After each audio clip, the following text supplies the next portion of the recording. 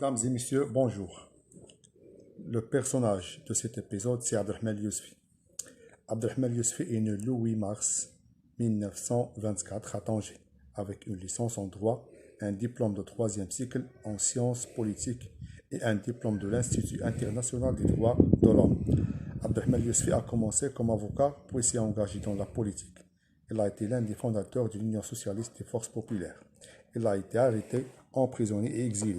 Il était devenu une facette majeure de la politique au Maroc.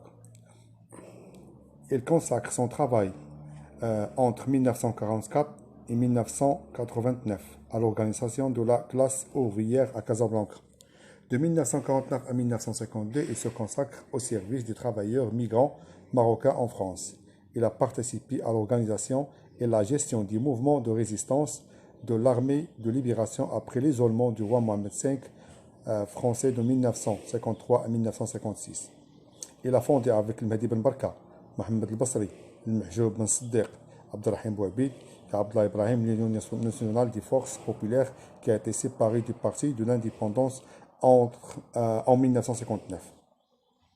Il a été arrêté en décembre 1959 avec Mohamed El Basri, directeur du Tahrir, pour avoir prétendument incité à la violence et porté atteinte à la sécurité nationale et à la sécurité publique du pays, puis il a été libéré. Arrêté en juillet 1963 avec tous les membres du comité administratif de l'Union nationale des forces populaires pour complot. Il fut condamné à 2 ans de prison avec sursis et gracié en 1965. En novembre 1965, Abdelrahman Yousfi s'est rendu à Paris pour témoigner en tant que partie civile dans le procès des ravisseurs de Mehdi Ben Barka et est depuis resté en France pendant 15 ans, choisissant d'exiler. Il a été condamné par contumace aux sessions du tribunal de Marrakech entre 1969 et 1975 et le procureur a exigé la condamnation à mort de Yousfi.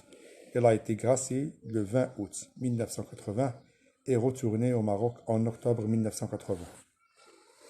Abdelrahman Yousfi a démissionné de ses fonctions politiques après les résultats des élections législatives de 1993 pour protester contre les manipulations qui ont eu lieu et il s'est rendu en France en septembre 1993.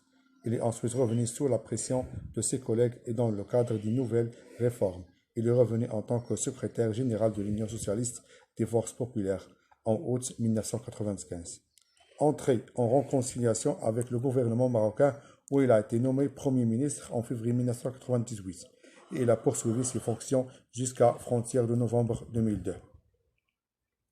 Avocat après les tribunaux de Tanger entre 1952 et 1960, doyen de la profession d'avocat à Tanger en 1959, capitaine d'avocat, rédacteur en chef du journal de Prohibition et Editing, membre du Parti de l'Indépendance en 1943, membre du secrétaire général de l'Union nationale des forces populaires de 1959 et 1976, rédacteur en chef du journal Al-Tahrir, publié par l'Union nationale des forces populaires, le représentant permanent de l'Union socialiste des forces populaires à l'étranger depuis la création du parti en 1975, membre du bureau politique de l'Union socialiste des forces populaires depuis sa 3e conférence en 1978, rédacteur général adjoint de l'Union des avocats arabes de 1969 à 1990, le secrétaire général de l'Union socialiste des forces populaires depuis le décès de son ancien écrivain général Abdelrahim Bouhabid le 8 janvier 1992,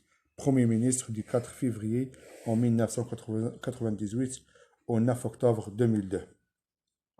Vendredi matin, 29 mai 2020, Abdelrahman Yousfi est décédé dans un hôpital de Casablanca à l'âge de 96 ans. يذهب الرجال ويبقى قطرهم يرحم الله والسلام عليكم